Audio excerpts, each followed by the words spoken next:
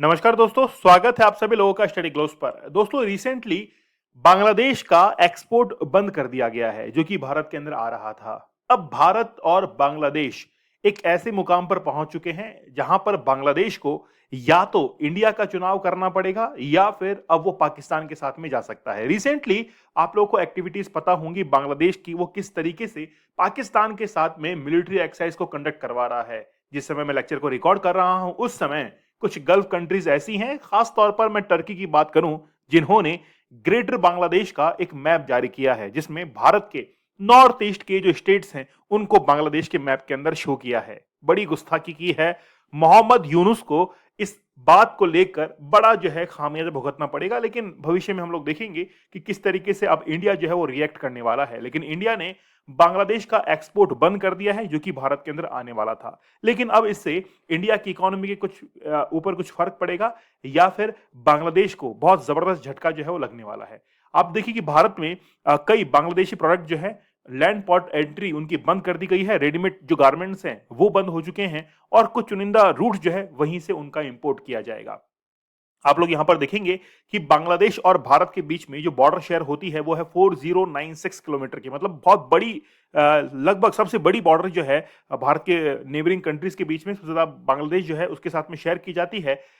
सबसे क्रिटिकल जो स्टेट्स हमारे पास में है जिसमें आसाम देखिए, त्रिपुरा देखिए, मिजोरम देखिए, मेघालय देखिए, इनके साथ में बॉर्डर शेयर की जाती है। अब बात यह है कि आखिरकार बांग्लादेश इस मुकाम पर पहुंचा कैसे।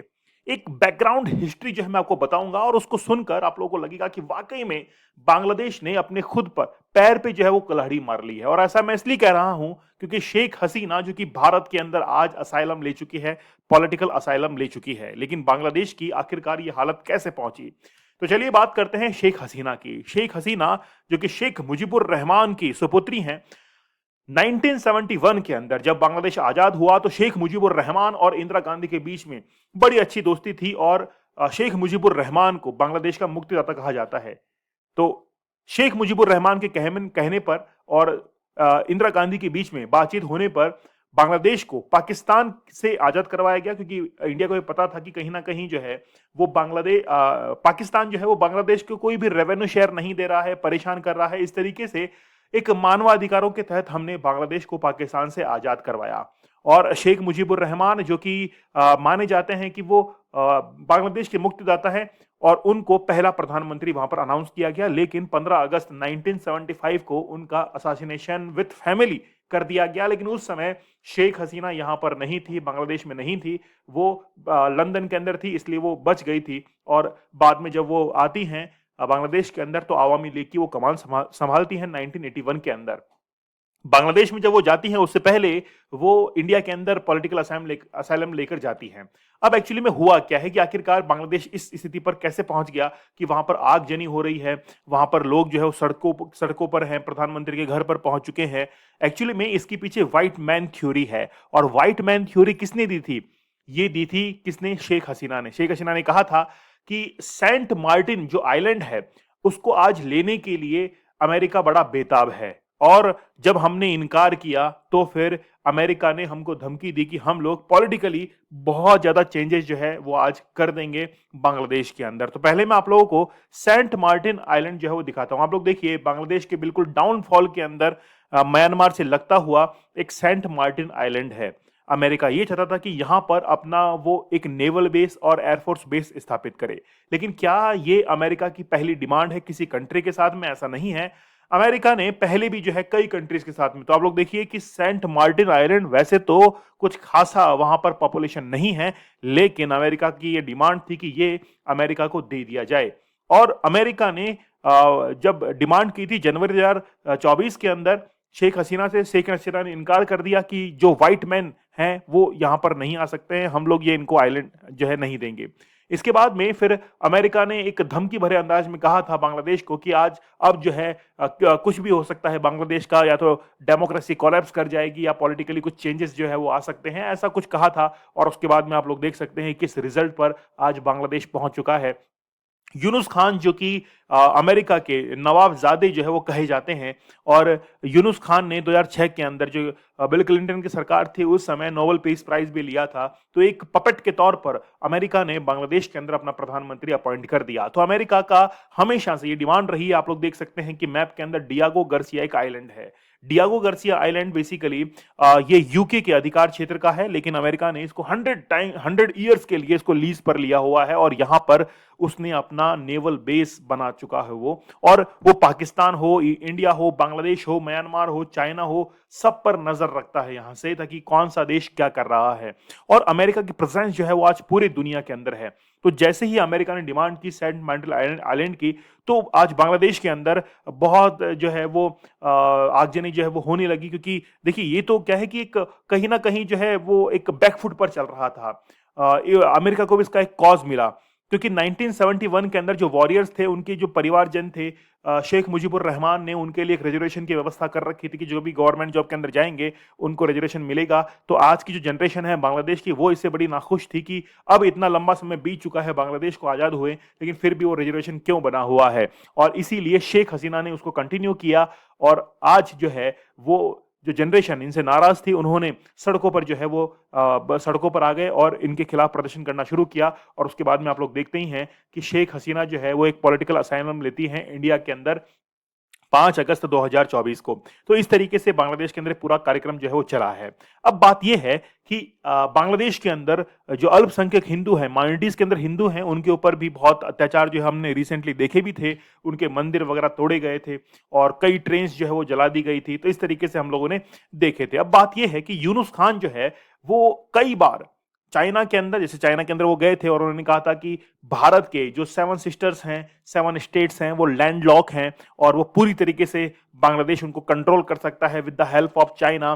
तो फिर हमने भी जो है यूनुस खान को एक करारा जवाब दिया था कि हाँ देखिए कि हमारे देश के अंदर से मध्य प्रदेश है, एमपी है, हरियाणा है, लैंडलॉक है। इसका मतलब ये तो नहीं है कि हर कोई उस पर आके कब्जा कर लेगा, है ना। इसका मतलब ये तो नहीं है। तो यूनुस खान का एक ये बचकाना बयान जो है वो इंटरनेशनल लेवल पर दिया गया और उसका भारत ने जो है वो करारा जवाब दिया। सिलीगुड़ी कॉरिडोर आज बड़ा सेंसिटिव इशू बना हुआ है कि सिलीगुड़ी कॉरिडोर जो कि महज और महज कुछ किलोमीटर्स का है, लगभग 13 से 17 किलोमीटर का है, आज उसको लेकर कई बार पाकिस्तान के आईएसआई के जो एजेंट हैं वो भी यहाँ पर विजिट कर चुके हैं। और वो ये चाहते हैं कि कैसे भी करके सिलीगुड़ी कॉरिडोर जो है, जिसको चिकन नेक कहा जाता है, इसको डिस्कनेक्ट कर दिया जाए ताकि नॉर्थ ईस्ट के अंदर जाने का भारत के लिए रास्ता पूरी तरीके से बंद हो जाए। इसलिए आज यूनुस खान जो है वो देख रहा है चाइना की तरफ। पाकिस्तान ने भी चाइना की तरफ देखा, लेकिन पाकिस्तान को क्या मिला? आतंकवाद मिला। पाकिस्तान को क्या मिला?